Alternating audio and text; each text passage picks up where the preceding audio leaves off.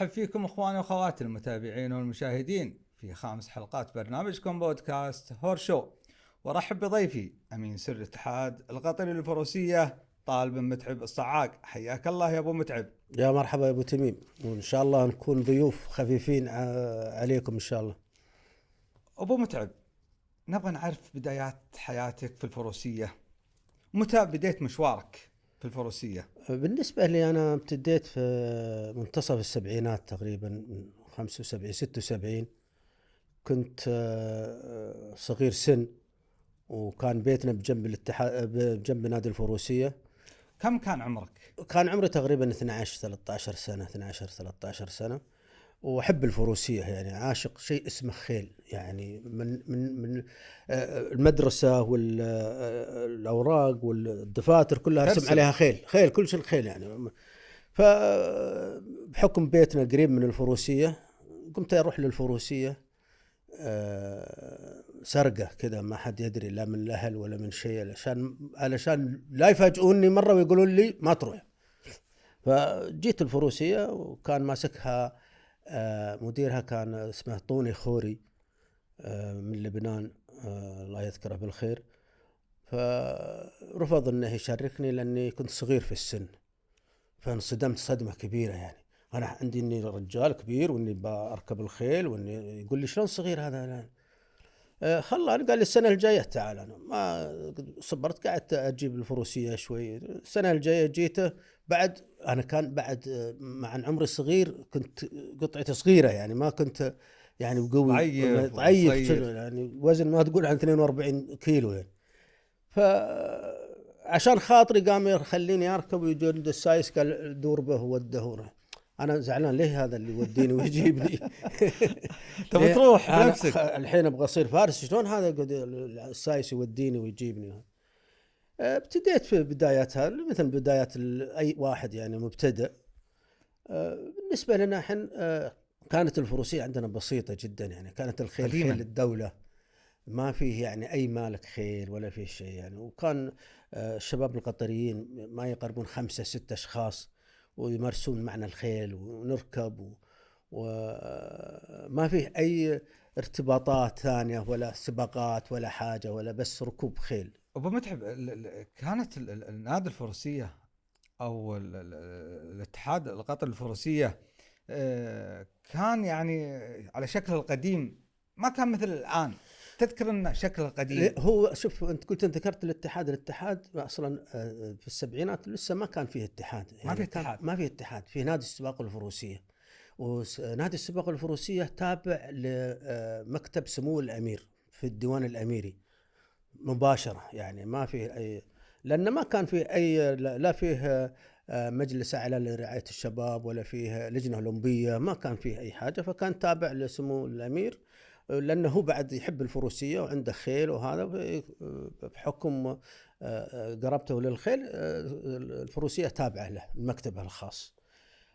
طبعا بداياتنا كانت يعني بسيطة جدا، يعني في 76 77 صار نحمل أشواط خفيفة كذا. يعني هذه بدايتك الفعلية يا أبو متعب؟ نعم، من 76. نعم، من 76 كانت بدايتنا بسيطة جدا، يعني كانت يعني مجرد خيل للدولة نركبها ونتمرن عليها. حتى أني أذكر أن حنا نجي الصبح قبل صلاة الفجر، نصلي صلاة الفجر في النادي، ونركب الخيل نتمرن قبل ما تطلع الشمس 6-6:30، نرجع البيت نتسبح ونلبس ملابسنا ونروح المدرسة. يعني هذا الجدول اليوم، من غير إحنا نجيه العصر مرة ثانية ونركب. عندنا بعد المدرسة تجون ونفس الشيء بعد المدرسة. نعم، نجي بعد المدرسة، يكون عندنا وقت أحسن. لكن الخيل كثيرة علينا، يعني احنا كنا 5-6 فرسان، نشقلنا تقريبا ما يقارب 80 إلى 90 راس. 80؟ نعم، إلى 90 ما شاء الله. راس. إيه يعني وانتوا صغار بعد يعني. معنا خيال اللبنانيين، بس لا أتكلم عن القطريين. القطريين يركب الواحد منا تقريبا الله أعلم 10 روس في اليوم، 10 روس تقريبا. كان داخليا مستانسين. إيه، ما عندنا مشكلة. لو الاسطبل كله شكله ما عندنا أي مشكلة فيها. شباب وطاقة. إيه عندنا يعني حب هالرياضة هذه، حب بشكل لا تتصوره يعني لدرجة ان احنا نجيه صلاة الفجر، يعني المدرسة ما نروح لها صلاة الفجر، يعني النادي نجيه الفجر ونصلي الفجر وعلى طول نركب الخيل، ومن الخيل نطلع البيت ونتسبح ونطلع المدرسة. بعد ما ترجعون نفس الشيء، بعد ما نرجع العصر نرجع مرة ثانية نشوف الخيل نشغلها، واللي نطلعها واللي صابه واللي يعني ماخذين راحتنا بالنسبة للخيل. يعني عالم آخر، عالمنا عالم آخر، يعني احنا من ندخل مع باب النادي خلاص عالم آخر. الحصان الفلاني ايش فيه، الحصان الفلاني ما كل، الحصان الثاني ذاك منبوس، كلم الدكتور خليه يجي. عالمنا عالم، يعني عالم فروسية. نبغي تذكرنا بعض المواقف. فيه مرة صار عندنا فلاوة نعسفها، احنا تقريبا 5 6 الله يذكرهم الخير. لازم اني اذكر اخواني اللي هو راشد مبارك الله يغفر له، راشد مبارك الشافي الله يرحمه يسكن الجنة، راشد العامري الله يطول في عمره، عبد الله بن راشد الكبيسي، علي الصعاق. كنا مجموعة من الشباب كذا، وعندنا فلاوة صغار لازم نعسفها، وحنا نحب الأثار ونحب الأشياء اللي مثل هذه. طبعا هذه الفلاوة من إنتاج الفروسية، من إنتاج النادي، من إنتاج الخيل الدولة يعني، بس لازم انها تعسف الحين. تشبيه وعندهم لازم تعسف. تذكر اعمارها يعني تقريبا؟ يعني تجي تقريبا 1.5 2 سنتين يعني صغار. فكل واحد منا اختار له حصان، كل واحد اختار له حصان. في اثناء العساف نقول من اللي احسن واحد، تحدي من احسن واحد انه بيعسف وبيدخل السباق قبل الثاني.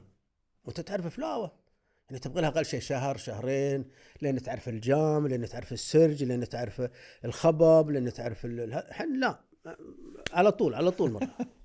والخيل كانت يعني سهله هالشيء عندنا. زين، كم المده اللي قضيتوها معها في عسافتها؟ ما اخذنا اسبوعين تقريبا، اسبوعين 3 على طول يعني. خلوا نهدب ونمشي وقد خلاص نمشي.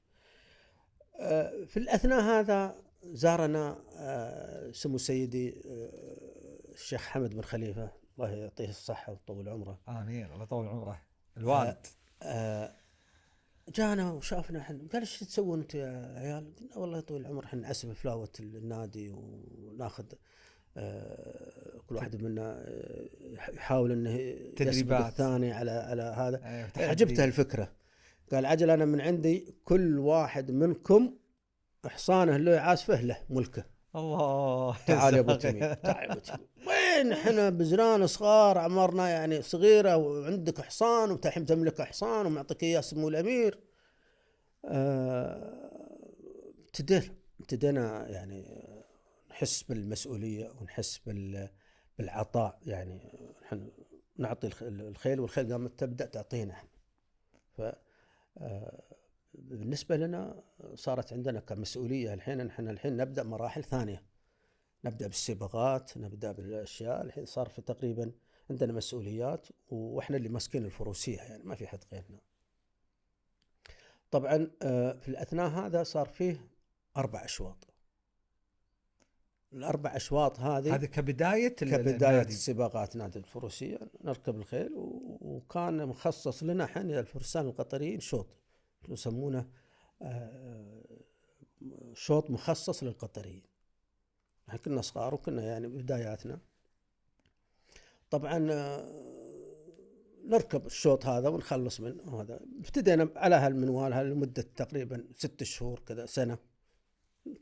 الموسم اللي بعده صار لازم نحن نثبت وجودنا. ابتدينا بشراء خيل قفز. نادي الفروسية اشترى خيل قفز، صرنا حين خيالة قفز وسيارة وفرسان سباق. ما كان فيه فرسان قفز يعني؟ ما في، لا احنا نفسنا نركب شوطين سباق مثل الخيل، واثناء ال4 أشواط في النص الشوطين نعمل قفز. فكانوا الجمهور ما يحب القفز، كانوا يسمونه شوط الاستراحة. يحولون اللي يروح يتقهوى واللي يروح يصلي صلاة العصر واحنا نقفز. وانتم حاطينها استراحة وناسة لكم. هم حاطينها، بس احنا لا بالعكس، احنا حاطينها منافسة. وهذا المشكلة انهم ما كانوا يعرفون قوانينها.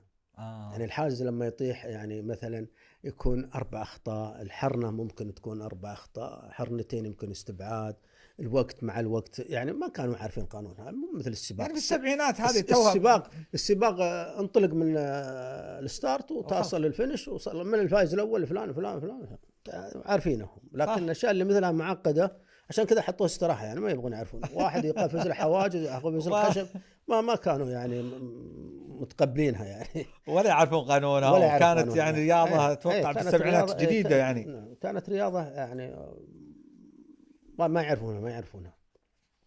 فابتدينا هذه. بس انتم حبيتوها كفرسان؟ طبعا رياضة حلوة ممتعة. الرياضة القفز الحواجز أصعب من السباقات. أصعب كثير. فيها قراءة خطوات بين حاجز وحاجز، فيها اللفات اللي ممكن تلف عشان تكسب وقت أكثر. طبعا فيها تكتيك أكثر من. بس أنتم حبيتوها كفرسان؟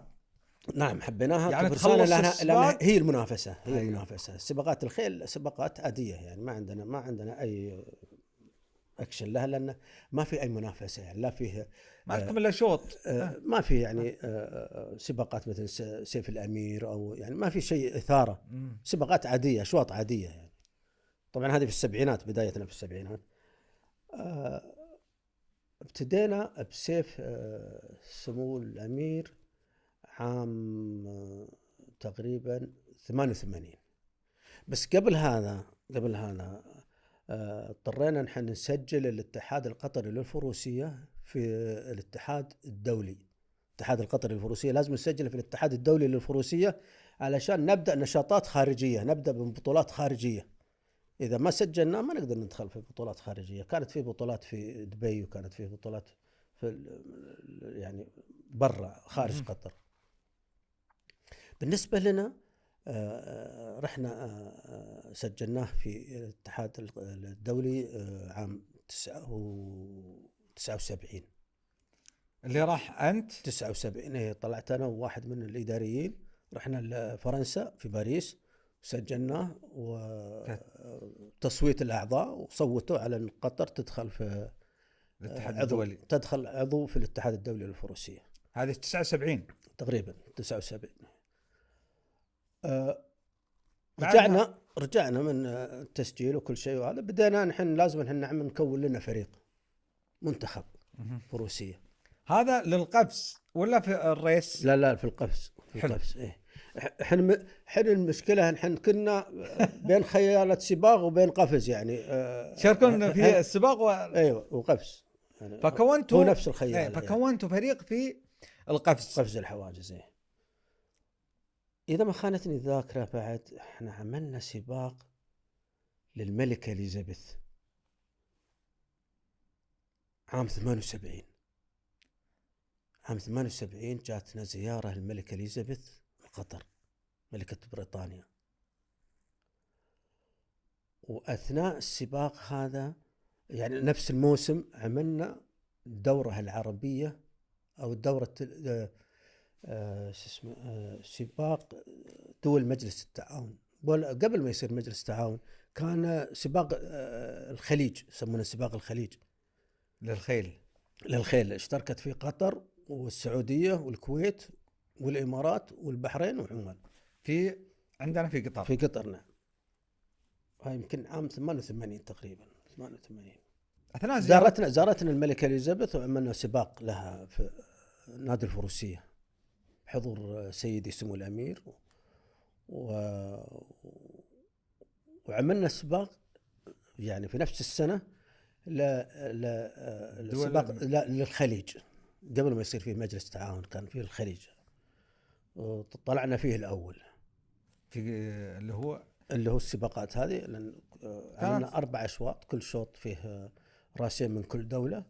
من اللي كان الفارس من كلنا الفرسان اللي ذكرتهم لك، اللي هو راشد مبارك وعبد الله الكبيسي وراشد العامري وعلي الصعاق، علي محمد. كل واحد خذ شوط يعني ها؟ توزعناها يعني بالاشواط هذه، لكن الحمد لله فزنا يعني، لان خيلنا كانت قويه شوي وماخذه على الارضيه وماخذه على الخيل اللي جات كانت يعني قشيمه في المضمار ما قدرت تتاقلم مع خيل مثل خيلنا يعني. هذه عام 79 تقريبا 78 79 عملنا دورة بطولة في الرياض في 79، وجينا الثاني، خذوا السعودية الأول وإحنا الثاني. طبعا صار في عندنا نوع من الاحتراف الحين، ودخلنا سنة 80 81. أنتم كنتم موظفين في النادي وفرسان، يعني كان استقطبكم النادي نعم، موظفين نعم موظفين، انكم تخدمون النادي كفرسان، تعسفون تدربون يعني خلاص. لي صح، فرسان وموظفين وطلبة. أيوة. كنا ندرس يعني احنا صغار يعني ندرس الاعدادية وندرس الثانوية، بس من حبنا للخيل يعني لو قلت طلع من المدرسة نطلع من المدرسة بس ما نطلع من الخيل. ابتدينا في بطولة خارج قطر اللي هي قفز حواجز سنة تقريبا 85. أول بطولة دولية خارج قطر. شوف 85 كانت عام ذهبي لفروسية قطر، عام ذهبي. شاركنا أول مشاركة قفز حواجز خارج الدولة، كانت في الدورة العربية التي أقيمت في المغرب، دورة الألعاب. طبعا احنا كنا معسكرين في لندن عشان الدورة هذه. قبل الدورة تقريبا 3 شهور 4 شهور طلعنا على بريطانيا، على لندن، عسكرنا فيها، طلعنا منها على طول للمغرب. المنتخبات الباقية كلها جات طيارة خاصة من الدوحة، معها الله يرحمه يسكنه الجنة الشيخ محمد بن عيد، كان ماسك في المجلس الأعلى، ظاهر الأمين عام في المجلس الأعلى. طبعا كانوا كلهم السلة واليد والألعاب القوة كلهم في طيارة خاصة. نحن جينا من بريطانيا. ما كانوا يعرفون ان فيه فريق فروسية اصلا مشارك، واحنا ما التقينا بهم، احنا كنا في فندق ثاني. والبطولة بطولة قفز الحواجز كانت في دار السلام في قصر الملك. كان مشارك معنا وهو يعني اللي ماسك الفروسية اللي هو الملك محمد، الحين محمد السادس، كان فارس مع المنتخب المغربي. فدخلنا. طبعا الخيل ما كانت خيل نحن، كانت خيل قرعة مع الخيل اللي المنتخبات اللي دخلت بخيلها هي ليبيا والمغرب، هم دخلوا بخيلهم. الباقيين ما قدروا يجيبونهم لأن الدول يعني ضعيفة شوي، مثل سوريا ومثل السودان ومثل الدول الثانية من هنا ما يقدروا. وحنا جايين من بريطانيا يعني ما عندنا خيل لسه، ما بعد اشترينا خيل. دخلنا بخيل القرعة، طلعنا الثالث، طلعنا على منصة التتويج. ما شاء الله. ايه طبعا المنتخبات القطرية إلى ذاك اليوم ما عملوا ولا أي ميدالية، ما حصلوا على أي ميدالية، والبطولة باقي لها كم من يوم تنتهي. فكان الشيخ محمد بن عيد يشوف التلفزيون وشاف منتخب قطر ورافعين العلم، هذا الجماعة من وين جايين؟ هذا شلون هذا؟ يعني مو بعارف يعني منين جاء، ما دروا. نحن جينا احنا من بريطانيا وشاركنا في قفز الحواجز. طبعا خلصنا الساعة تقريبا 1 من الليل. طلبنا الشيخ محمد بن عيد نجيه في الفندق. جينا هناك وكرمنا وبارك لنا وبيض الله وجيهكم، بيض وجيهنا، وإن شاء الله ابشروا بالخير إن شاء الله، على إذا هذا بدايتها إن شاء الله. أعطانا تشجيع ودعم شوي وحافز لنا احنا. وفعلا يعني ما صراحة ما ننسى ذاك الموقف من الشيخ محمد بن عيد الله يرحمه. الله يرحمه. يعني كمشاركة دولية وأول مرة أول ميدالية لدولة قطر في الفروسية، لأن قلت لك عام 85 عام ذهبي للفروسية. في نفس السنة رحنا دورة الفروسية، الدورة العربية، دورة بطولة الفروسية في الكويت عام 85. بعد المغرب. بعد المغرب على طول خذنا الثالث، خذنا الميدالية البرونزية نفس الشيء. ونفس الشيء نفس الشيء. نفس السنة في الإمارات في دبي كان في فندق اسمه دبي متروبوليتان يعمل بطولات قفز حواجز، وكان مستضيف أبطال العالم، كان منهم مايكل ويتيجر، وكان أخوه جون ويتيجر، وكانوا أبطال بريطانيا وأوروبا كانوا موجودين. ذيك السنة شرينا خيل، وإحنا رجعنا من بريطانيا شرينا خيل عقب ما حصلنا على الميدالية. جاكم دعم؟ نعم جانا دعم، واشترينا خيل من بريطانيا ورجعنا على الدوحة، ودخلنا بها على خيل على بطولة الكويت. ومن بعدها رجعنا وطلعنا على طول دبي. نبغى نعرف السالفة أثناء خروجكم وأخذ الموافقة. كانت موقف كان في أيام معدودة، فكنت أنت مع أحد الفرسان. الموقف هذا كان يعني من المواقف العجيبة. هذا احنا كنا حريصين على بطولات المنطقة. عندنا بطولتين في السنة، ومن أهمها بطولة دبي، لأن فيه فرسان يجون من برا، فنحب نحن نشارك معهم، نحتك معهم. باقي على البطولة تقريبا أسبوع، 5 أيام، أسبوع يعني. وما جانا أي موافقة من المجلس الأعلى لرعاية الشباب. كان ما في كان لجنة أولمبية ولا كان المجلس الأعلى لرعاية الشباب ماسكه الشيخ ثامر، الله يغفر له ويرحمه ويسكنه الجنة. كتبنا كتاب حنا الفرسان، نحن نحب نشارك في البطولة هذه، والرجاء منكم الدعم نقل الخيل، إعارتنا الخيل والسيارة، ونطلع نمثل الدولة. وعطيناها سكرتير مكتبه في المجلس الأعلى لرعاية الشباب. قرأها الشيخ ثامر أسبوع يعني. قال الأولاد يبغون يروحون على حسابهم. صغار أنتوا ها؟ كنا يعني ما شاء الله يبغون يروحون على حسابهم. شلون يروحون على حسابهم؟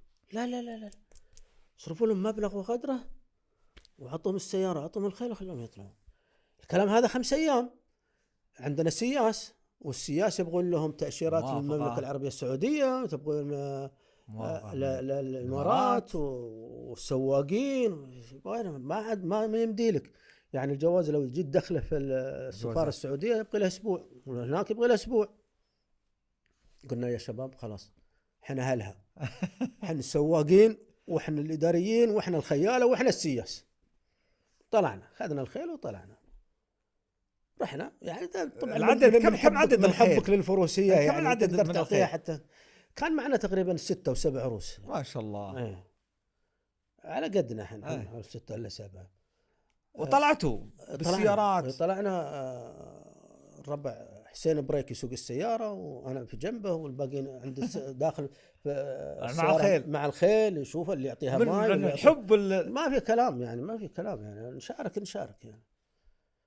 حبتنا قوة لها. وصراع. بطولة واحدة في السنة يعني، تحاول انك ما تخسرها. فزت ذيك السنة على فرس اسمها تمارا، ماخذها أنا، شاريها من مايكل ويتيجر نفسه اللي هو مشارك معنا في البطولة. حتى انه يقول it's very difficult to win to beat that kids. يعني صعب ان احنا نفوز على هذا الولد يعني، لانه يعرف تمارا، يعرف فرصه، جابت وقت قوي يعني، ما قدروا يكسرونه. حاولوا يكسرونه، حاولوا البريطانيين، حاولوا الرجال، ما قدروا يكسرونه. خذيت الاول ولا؟ الاول خدت. بعد البطولات هذه حتى اذكر مجله الصقر كان يرأسها رئيس تحريرها سعد الرميحي، الله يعطيه طولة العمر، آمين. سوى استفتاء عام 85 على الرياضيين. يعني تعرف كل آخر سنة يشوفون استفتاء من أحسن رياضي. طلعنا احنا يا هل الفردي أحسن رياضيين من شباب المنتخبات اللي هي كرة القدم والجماعة الشباب الألعاب القوة معنا. صار الأول فروسية. لا، الأول سعيد الهاجري الراليات. الرالي. الثاني منصور منصور العداء اللي العداء ايه. وانا الثالث طالب الصاغ، الثالث من الفروسيه. اللي وراي منصور مفتاح، واللي ورا منصور مفتاح خالد سلمان وواحد من الشباب وعادل مال الله. فكان عام ذهبي مثل ما قلت لك، عام 85 حصلنا على بطولات حلوه وسجلنا اسماءنا في حضور الرياضيين في قطر. ما شاء الله تبارك. ابو متعب، نبغى نرجع شوي ورا ونبغى نعرف الهجن كانت مع الفروسيه وكانت يعني مضمارها واحد. صحيح، يعني قديما. صحيح. ففي ناس ما يعرفون الشيء هذا. صحيح. اي سنه تقريبا؟ تقريبا في 77 78. كان ادارتها وحده، وكان ماسكها الله يذكره بالخير الشيخ عبد الله بن علي الثاني. كان رئيس النادي، يسمونه رئيس النادي قبل الاتحاد. وكان مديرنا مدير النادي اللي هو الله يذكره بالخير عبد الله بن علي العطية. كانوا هم ماسكيننا. فكنا حتى احنا يا الفرسان كنا نروح معاهم نرقم الهجن، نرقمها. وكم مضماركم واحد وكم تدريبكم واحد؟ ايه، كان مكاننا في قبل ما تروح الهجن لبرقة سووا سباقات عندنا.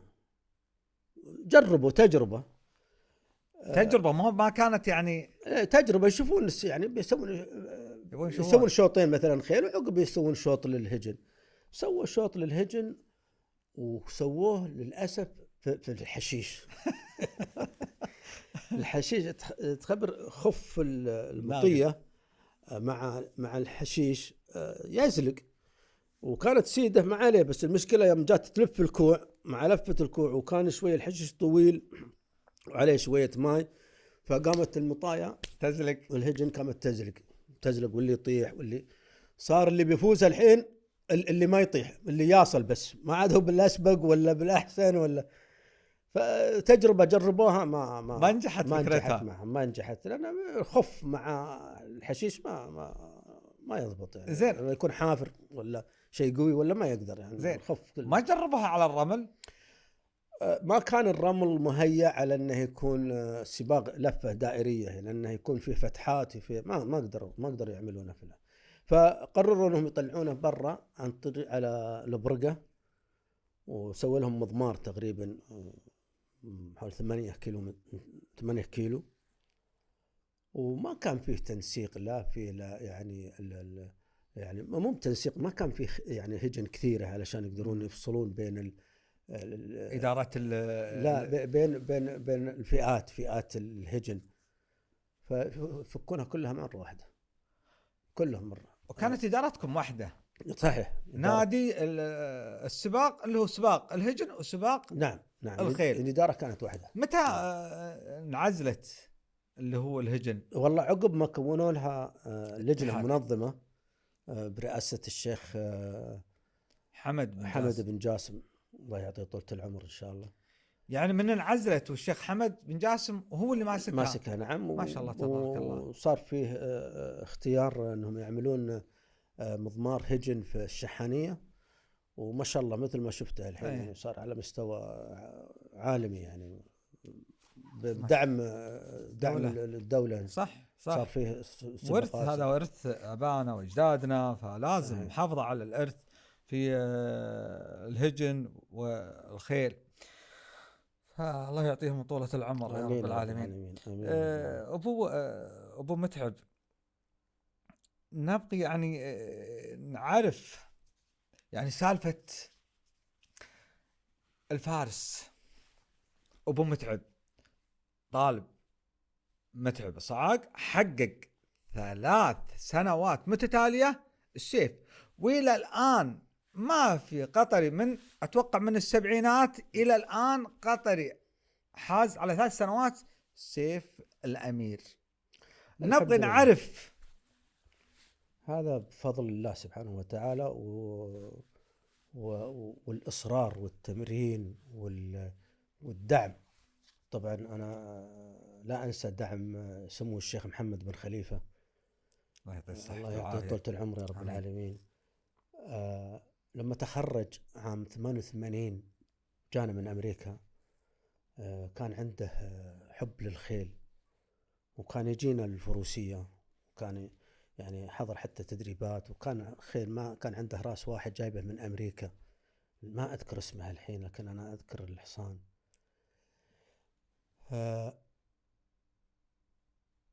الشيخ سمو الشيخ محمد وسمو الشيخ عبد الله، أنا فضلهم فضل الله سبحانه وتعالى، هم أول من عملوا سباقات للخيل العربية الأصيلة عندنا في قطر. يعني اشتروا خيل عربية أصيلة وسووا لها سباقات. حتى أنا أذكر في الشوط سمو الشيخ محمد يدخل 4 عروس، وسمو الشيخ عبد الله يدخل راس واحد، وكنت أنا أركب للشيخ عبد الله بن خليفة، و4 عروس للشيخ محمد بن خليفة.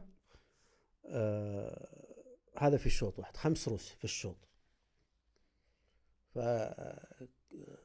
كان بين مزرعتين اتوقع، كان لما قبل المزارع كانت موجودة الخيل في نادي الفروسية، فالحصان الشيخ عبد الله يفوز على 4 عروس الشيخ محمد.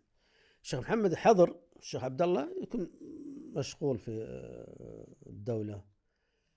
الشيخ محمد يعني إلا يصر أنه يفوز. فراح واشترى خيل، وبدينا يعني بالسباقات، وقال لي أبو متعب أبغيك تركب عندي بالسباقات. بديت أركب عنده، وبدينا نعمل أشواط ونعمل أشياء. في الأثناء هذه رحنا وأسسنا مزرعة الشحانية. تم تأسيس مزرعة الشحانية أي سنة؟ في 88 تقريبا. ما شاء الله. في 88 إذا ما خانني الذاكرة، 88 عملنا مزرعة الشحانية. ابتدأنا بها من الصفر إلين وصلت إلى هالمستوى هذا. صارت ما شاء الله تبارك الله من أقوى المزارع في العالم كله، ما شاء الله. بالنسبة للخيل وإنتاج من سباقات طبعا هذا كله من اهتمام سمو الشيخ محمد. صح. سمو الشيخ محمد يحب الخيل. حتى والله اني اذكر ان يجينا الصباح الفجر المزرعه، يجينا عشان يحضر التمارين ويحضر الاشياء، وبعدين حتى يشرف على الخيل، ايش هذا الحصان يدخل معها الشوط هذا. فكان عنده نظره يعني قويه جدا للفروسيه. يعني بدعم الشيخ محمد اعطاكم الدعم، فتم اختيار الخيل. بالنسبه للفوزي سيف سيدي سمو الأمير 3 سنوات متتالية، طبعا بدعم سمو الشيخ محمد وثقته الكبيرة. فزت عام موسم 90 91 و91 92 و92 93. طبعا بخيل يعني نفس الحصان ونفس لا مش نفس، يعني خيل يعني غير، يعني حصان اللي فزت أول سباق مرعب اللي اسمه جندل كان معروف، والثاني زلزال. جندل المنتج؟ نعم المنتج. هذا خذت عليه السيف؟ خذت عليه السيف. ما شاء الله تبارك الله. وزلزال اللي هو دماسكس حصان روسي في 91 92 و92 و93 على حصان أمريكي اسمه هاي فولتج وسميناه مجد. هذه السباقات لا أنساها أبدا. تاريخ. طبعا تاريخ يعني لحد الآن، وهذا شرف إن لحد الآن ولا أي فارس قطري فاز بالسباقات هذه 3 سنوات متتالية. هذا إنجاز صحيح قطري من فارس قطري يحقق 3 سنوات متتالية بالسيف. هذا إنجاز. صحيح. فخر إني أنا كقطري أحقق هذا الإنجاز، فشيء عظيم. واحد الخيل اللي هو جندل. صحيح. أب الأبطال معروف. نعم. والله شوف، أنت الخيل تعطيها تعطيك. صح. تعطيها تعطيك، تثق فيها تثق فيك. يعني سبحان الله روح متداولة. صح. يعني لازم تكون أنت عارف الحصان وهو يعرفك. حتى حتى ريحتك يعرفها. أبو متعب، بعد هذه الإنجازات وسنوات الخبرة، طبعا حققت زين في أسياد 2006 الذهب، شيء لا ينسى. صحيح. تاريخ يكتب. بعد ما وقفت من رياضة ركوب الخيل، طبعا أنا أقول لك يعني بكل فخر الفارس الوحيد اللي مارس جميع الثلاث رياضات الفروسية، هي السباقات القصيرة، قفز الحواجز، وقوة التحمل. طبعا هذه كلها بإنجازات، يعني مش مشاركة، لا بإنجازات. يعني أنجزت في سيف الأمير مثل ما قلت لك 3 سنوات متتالية سباقات قصيرة، حرزت المركز الأول في بطولة دبي متروبوليتان عام 85 على أبطال أوروبا. بالنسبة لسباقات التحمل فزت بسباق نهائي في دولة الإمارات، كان ختامي بالنسبة لهم 30 كيلومتر، خدت المركز الأول. كان سمو رئيس الدولة دخل له تقريبا 25 راس، ما شاء الله. سمو الشيخ محمد بن محمد المكتوم، الشيخ محمد بن راشد مدخل تقريبا والله ما أعلم 30 راس أو 28 راس، كانوا خيل كذا قوية. هذه نبغيها سالفة. بس أول شيء نعرف سالفة الأسياد والذهب وتحقيقكم للذهب. بعد اختاروني كإدارة، كنت أنا عضو مجلس إدارة، اختاروني كعضو مجلس إدارة في اتحاد الفروسية لكسب الخبرة، وحطوني مدير المنتخبات. يعني كان عندنا منتخبات في معسكرات في كل مكان، وهذا حطوني كإدارة أمر على المنتخبات وأديرها. بالنسبة للأسياد أعطوني فريق جديد، لأول مرة نشارك في شيء اسمه 3 days event، يعني السباقات الثلاثية اللي هو درساج اللي هو الترويض، وقفز الحواجز الطبيعية اللي كانت في سباير، وترجع مرة ثانية للفروسية ثالث يوم وتقفز حواجز. فما كان حتى في قطر ما كان عندنا لا فرق ولا كنا نعرف 3 days event شنو يعني. فكانوا الشباب المتحمسين، أنا أخذت لي شباب صغار كذا متحمسين، وكان معسكرنا جنوبي فرنسا، والوقت مداهمنا، يعني عندنا 1 و8 شهور تقريبا عن الأسياد. وكان الهدف كمشاركة، ما كان هدف أنك تجيب ذهب بطولات. لا ما كان، يعني ما طلبوا علي، يعني ما ضغطوا علي. قالوا إحنا يا جماعة 1 و8 شهور الشباب ما يعرفون حتى كلمة 3 days event وشي، يعني شلون. قالوا ما نبغي منك، مجرد مشاركة.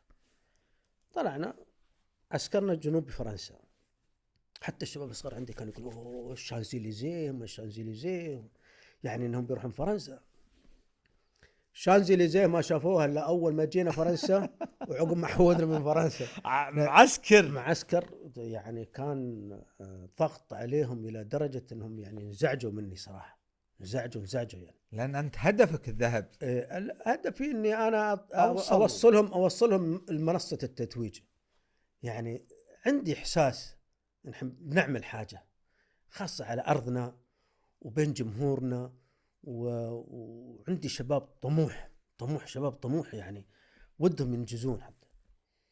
حتى والله أذكر كنت أقول لهم يا جماعة أنتوا يا شباب الفوز في يديكم، يعني بس يعني حاولوا أنكم تدخلون في التمارين وأنتوا راغبينها. فالشباب ما شاء الله عليهم، يعني كان مجموعة واختصرتوا على ايه طبعا خذنا لنا تقريبا، جبنا مدربين 2 من فرنسا، اختاروا لهم تقريبا 10 من هنا، 10 قلصتهم الى وصلوا تقريبا الى 8، عقب الى 7، عقب الى 6، عقب خذنا الافضل 5. تعد لي اساميهم ال5. ماجد الكعبي وحسين بريك الجربوعي، وراشد العذبة، راشد فرج، وعلي محمد الجربوعي، وعبد الله العجيل، وعمر المناعي. 6 عقب صفينا على 5 منهم، و4 في الفريق، واحد منهم يدخل فردي. طبعا كان يعني التدريب يعني قوي جدا، حتى لدرجة نحن فترتين نعملها، صباح وعصر صباح وعصر صباح وعصر. حتى بعد ما رجعتوا للدوحة؟ رجعنا للدوحة خلاص صارت الأسياد في الوجيه عندنا هنا، يعني ما كان في فرصة انك تعمل ضغط تمرين لانك خلاص جاهز للأسياد.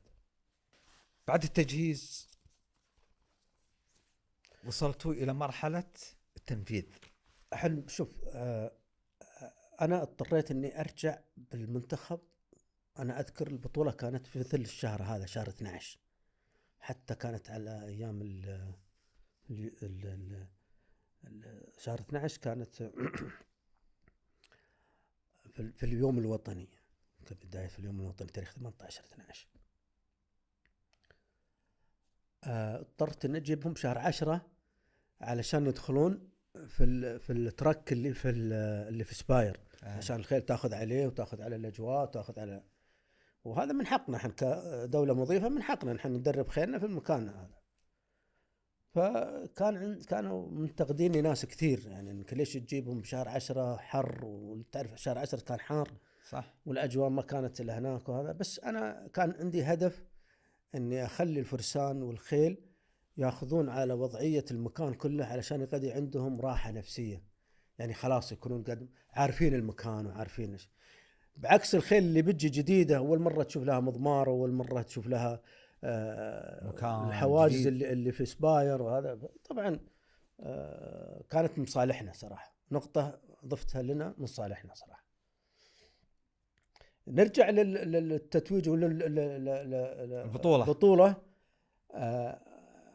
كان حاضرها سيدي سمو أمير البلاد المفدى وسمو الشيخ موسى، كانوا حاضرين، والله يذكرهم جايين الساعة 9 الصبح، والبطولة تبدأ تقريبا الساعة 11، ومتحمسين. وصار لنا الحين 10 يوم في الأسياد، ولسه قطر ما أخذت ولا ميدالية ذهبية، ما أخذت ميدالية ذهبية. يأخذون برونزية ويأخذون الفضية، بس ذهبية ما أخذ. والدورة أسبوعين، والحين إحنا في اليوم العاشر وما في ذهبية، ما في ذهبية. فصار علينا ضغط هنا شوي. الحمد لله بحضور سيدي سمو الأمير توفقنا وخذنا الذهبية بحضوره، حضور سمو الأمير. وحتى الأولاد راحوا وحطوها على سمو الأمير وعلى سمو الشيخ موزة. نعم. كانت لفتة صراحة جميلة جدا، يعني كانت انتشرت هذه الصورة. الفارس راشد العذبة من خجيم، وعبد الله أثناء وعبد الله العجيل بعد والعجيل، نعم، أثناء تتويج انها الأمير. لبس الشيخ الأمير الوالد الشيخ حمد بن خليفة. والله كانت لقطة حلوة، كانت بصراحة جميلة جدا يعني. فرحتكم أول ذهبية في البطولة، صحيح، إنجاز. صحيح. الله وفقنا، الحمد لله، توفيق من الله سبحانه وتعالى، اللي عطانا شغلنا وتعبنا صراحة، تعبنا. ختمتوها بذهب 1 و8 شهور. كان المشوار على الأولاد، وكانوا إلى درجة أنهم يعني بينفجرون مني أنا، لأني ضغطت عليهم واجد. بس الحمد لله، شوف هذا المشوار، الحمد لله إلى الذهب. فهذا شيء جميل إن شاء الله للتاريخ هذا، وللتاريخ. نعم. يكتب إلى الآن. أبو متعب، نرجع شوي بعد، نبغي الماراثون وسباقات الماراثون. طبعا الفارس أبو متعب جوكر في القفز، سباقات الريس والماراثون، وكلها أنجزت. صحيح. في أي بطولة تدخلها في القفز خذيت، السباق بعد نفس الشيء حققت. الماراثون نبغى نعرف إنجازاتك، أو لا، وش رأيك ناخذ سالفة السباق اللي صار المحلي يوم وقف حصانك؟ الموقف حلو في البرثة. ايش رايك ناخذ هذا الموقف بعد ناخذ انجازاتك؟ السباق يشهد الله كان ذاك اليوم هذا اول سباق كان محلي، صح، محلي. واول سباق تشارك فيه؟ اول سباق اشارك فيه محلي. ايوه. اي سنة تقريبا؟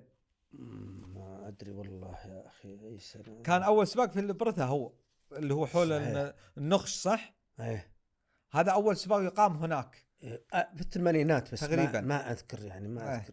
ما اذكر 84 85 60. عطنا السالفه. السالفه يعني السباق 30 كيلو، وكنت اتدرب في نفس المنطقه. كنت اروح انا بخيلي واتدرب هناك في المكان. الخيل ماخذه على المكان، كانوا حاطين المنصه في مكان معين، وكانوا قايلين لنا هذه المنصه. فالخيل تعودت عليها، خيلي تعودت على المنصه هذه، يجي هنا خلاص يعرف ان هذا المكان. الله يسامحهم الجماعه، وخروه ورا شوي لمده تقريبا حول نص كيلو. انا جاي شال الطياره الهليكوبتر والكاميرات والشيوخ والعالم والجمهور معاي، ما يعني خلاص انت الاول يعني. الحصان لما جاء المكان اللي هو عارف الثاني يتدرب عليه وقف هناك. قال يا اخي انت موقفني هنا كل مره، خلاص انا اوقف. احاول فيه يمين، احاول فيه يسار، وقف الحصان. علمت. سمو الشيخ محمد كان يقول لي متعب 500 متر، قلت خلاص الحصان وقف، ما ادري يا يروح يمين يا يروح يسار، لكن قدام ما عاد ولا خطأ. ما تحرك والله. نزلت منه قعدت اقوده. الحصان يقول لك ماشي خلاص، ما ادري. موقف جميل. كانت بالنسبه لي حسره يا صراحه. كانوا الشيوخ معانا والعالم وناس، كنت كان ودي بالسباق هذاك صراحه، اول مره تشارك فيه. والله كتب والله.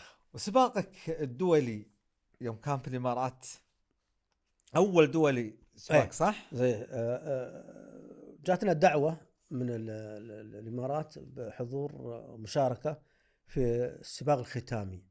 عندهم السباق الختامي في منطقه اسمها بين دبي وبين ابو ظبي، ما والله ناسي اسمها الحين. سباق 30 كيلو، اخذت لي راسين من قطر. طلعنا بالطياره على الشارقه، وطرشنا سيارتنا من هنا سيارة الخيل، وخذناها من الشارقة ورحنا للكورنتينا، وجاء الفحص الطبي بكرة، فحص البيطري قصدي. فحصوا الحصانين واستبعدوا واحد منها، قالوا الحصان هذا يطلع، وافقوا بمشاركة الحصان الثاني. الحصان الثاني كنت أنا راكبه. طبعا المشاركة كانت عدد كبير من طبعا مثل ما قلت لك أنا في أول اللقاء، كان الشيخ زايد الله يرحمه يسكن الجنة سمو رئيس الدولة مشارك تقريبا 25 راس. سمو الشيخ محمد بن راشد المكتوم مشارك حول 30 راس، وكان سباق فظيع بصراحة. 30 كيلو كان. والله يا ابو تميم ما بعد شفت مثل ذاك السباق، يعني الى درجة انك وانت تمشي في المضمار، وانت راكب في المضمار، الخيول متسدحة تحت من قوته، من قوة السباق ومن ضغط. هم كانوا الظاهر عندهم منافسة بينهم بين، فكان ضغط السباق انهم يعني سرعة الخيل كانت قوية جدا. يعني انا ما قدرت اجاري الخيل اللي قدام، ما قدرت على الخطوة اللي انا ابغيها، ما اقدر اجاريهم. اذا انت مسكت ورا. اي طبعا لازم امسك ورا، لان ما اقدر اجاريهم. اذا اجاري هذه الخيل، لان بعضهم يطرشون مثل الربت، يعني مثل صح، يهدون الخيل قدام علشان هذا يتعب هذا وهذا يتعب هذا. انا مسكت الخيل ورا، قعدت ورا تسايرهم. اي قعدت ورا انتظر، يعني مسافه 30 كيلو ما هي بسهله. حطيت لي واحد من الستاف حقي في كيلو 15 النص، قلت اول ما يجيك الدحمول الاول تاخذ الوقت، تعطيني الى جيتك تعطيني كم الفرق بيني وبينه تقريبا. جيته اخذ الوقت للخيل هذا، جيته قال لي بينك وبينهم تقريبا 30 او 35 ثانيه، قريب. بس ما تقدر تشوفهم من العجه من الغبار، ما تقدر تشوف اصلا انت وين مكانك، موقعك ما تعرف وين مكانك، ولا تعرف ايش الخيل اللي قدامك ايش الخيل اللي وراك، يعني غبار. وكان وزحمه سيارات، زحمه سيارات، وفيه سيارات في نص المضمار، يعني في المضمار نفسه فيه سيارات، يعني كانت سيارة الشيوخ ما الشيوخ. كان يعني قوي السباق. انا بمسك ورا كنت بشوف يعني اخر 10 كيلو 5 كيلو احاول اني اتقدم. بعد ما مريت على 15 كيلو، علمني بالمسافه شوي إلا سمو الشيخ محمد بن راشد رجع يدور القطري وين القطري، يبغى يشوف وش وضعه. عياله قدام، راشد بن محمد ومكتوم كان صغير، سمو الشيخ مكتوم حمدان كان صغير شوي. جاء وشافني ووقف يمشي يبرالي وشايفني ماسك الحصان مسكه قويه، حصان تفلت. دار ان هذا حصان استراليا اتوقع، صح؟ استراليا. تقدم راح بيصيح فيهم يحركون. انا دريت انه بيحركهم بيمشون، حركت انا الحصان، هم حركت معه. ما وصل في مقدمة السباق اللي التفت الا انا بينهم، واقف ماسك بينهم معهم.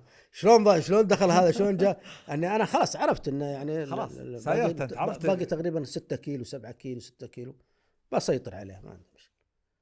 فمسكت انا قدام لين وصلنا، طلعت قدامهم تقريبا حول 500 متر 400 متر. شغلت حصانك ورحت؟ ايه لازم، غير هذا ما عاد تقدر، لأنها بتكون زحمة ورا، ما عاد تقدر تظهر بين السيارات وبين الأشياء، ما عاد تقدر. خلاص أنت حاولت أنك تقتنص الفرصة وتدخل معهم وقريب خلاص سوق حصانك. نعم، تكون أنت في المقدمة يعني.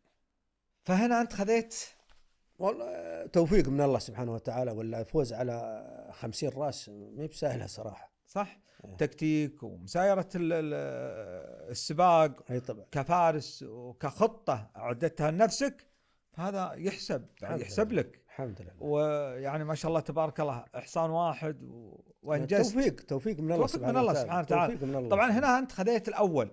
صحيح، أخذت الأول، وحتى أذكر جائزة كانت مرسيدس شبح 600 ما شاء الله، وأهداني إياه سمو الشيخ محمد على الإنجاز هذا. أهداني الله يطول عمره، قال هذه هدية لك يا أبو متعب على إنجازك اللي عملته. صراحة عمل تاريخي يعني، صار السباق يعني ختامي والشيوخ كانوا موجودين، وسباقه كان قوي بصراحة يعني.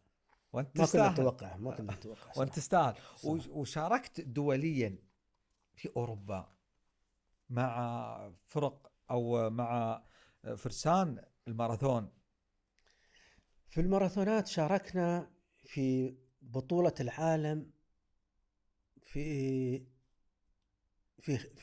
كانساس في أمريكا. كان بطولة العالم في كانساس في أمريكا، مسافة 160 كيلو. حققنا مركز يعني متواضع، يعني تقريبا أخذنا السابع فرق. كان إنجاز لنا الحين بصراحة، لأن ما كنا 160 ما كنا نعملها يعني حساب يعني. كنا ماخذين لنا سنة ونص نتدرب في إيطاليا، كان مدربنا إيطالي. 160 كنا قطعناها مرة واحدة بس، عشان تدخل كأس العالم لازم تكون أنت متأهل 160 مرة. تأهلناها في إيطاليا، وطلعنا على كأس العالم في كانساس في أمريكا. هذا العام يمكن 1996 أو 95. ما شاء الله. شاركنا في خيريز، في كأس العالم في خيريز في أسبانيا عام 2002. طبعا ما كنت من الفرسان، كنت رئيس الوفد. كان الفرسان اللي هو الدكتور محمد بن راشد الأرضي، وكان الأخ سعود بن علي الحنزاب، وكان عطا محمد عطا اللي الفارس خيال في الشقب، وكان سعود بن جابر الصعاق بعد كان معانا 4. خامس ما أذكره والله، ما أذكر اسمه يعني. كان معنا واحد خامس بس ما أذكر الحين شو اسمه. كان بعد مركزنا جيد، لباس خذنا تقريبا الخامس كفرق.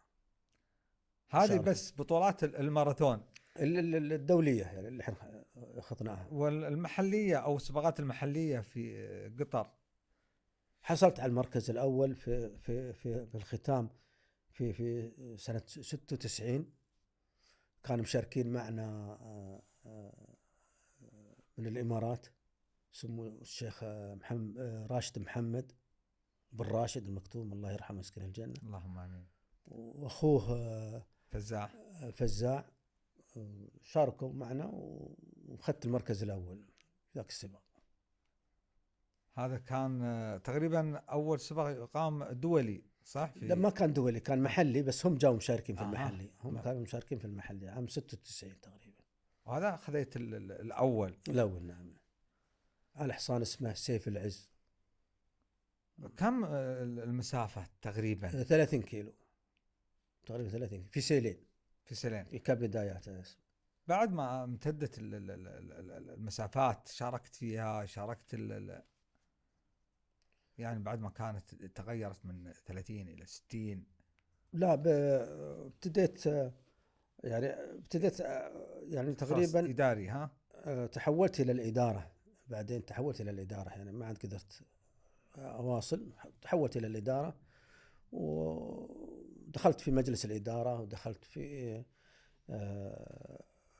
كواليس المسؤولية والمشتريات الخيل، يعني صار عندك مسؤولية كبيرة. نعم. زين أبو متعب، بعد الأسياد 2006 تم تعيينك أمين سر الاتحاد القطري للفروسية.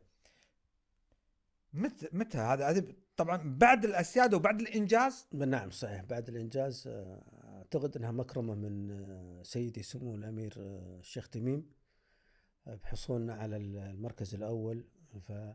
لأنه في موقف بصراحة أقول كذا، كان في الأسياد قبل البطولة ب10 أيام أسبوعين ممنوع دخول أي إنسان ولا أي سيارة تدخل، وإحنا جالسين يعني مغربيات كذا، بعد المغربيات شفنا سيارتين داخلة، وأقول حق الشباب في جنبي، أقول هذا عنده واسطة كبيرة هذا اللي داخل الحين.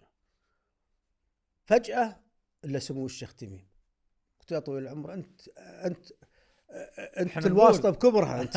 احنا نقول من اللي داخل. قال لي يا شباب ها ايش رايكم البطولة بعد 10 أيام، ايش رايكم؟ قلت والله يا طويل العمر أنا أوعدك بميدالية ملونة، بس ايش الميدالية ما أدري، وإن شاء الله أتمنى أنها تكون ذهبية، وحققت والحمد لله الله أعطانا إياها. وهنا تم تعيين أبو متعب كأمين سر الاتحاد القطري للفروسية، وأتوقع طولت. أخذت لي تقريبا دورتين، يمكن دورتين في المجلس الإدارة، لأن كل 4 سنوات يصير فيها تم تجديد.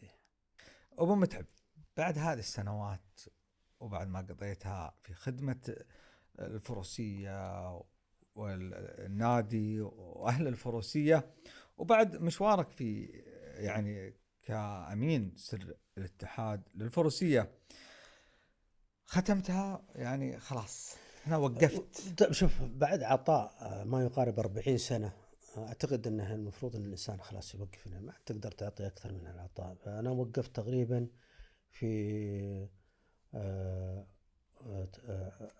2011.